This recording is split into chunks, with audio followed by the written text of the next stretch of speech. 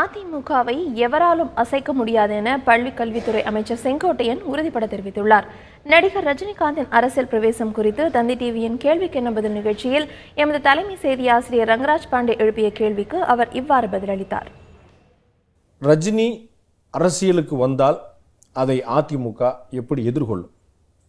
அதிமுக பொறுத்தளவிற்கு எல்லோரையும் எதிர்கொண்டிருக்கிறது. ஆகவே யார் களத்தில் இறங்கினாலும் அதிமுக என்ற இயக்கத்தை தமிழகத்தில் எவராலும் அசைத்து விட முடியாது. ரஜினியுடைய அரசியல் பிரவேசத்தை அதிமுக வரவேற்கிறதா, வெறுமனை பார்க்கிறதா, எதிர்க்கிறதா? ஒட்டுமொத்த கருத்துக்கள் நாங்கள் அனைவரும் கலந்து அந்த முடிவுகளை மேற்கொள்ள வேண்டுமே தவிர தனிப்பட்ட முறையில் நான் அந்த கருத்துக்களை வெளிப்படுத்துவது சரியாக எங்கள் இயக்கத்தில் இருக்காது.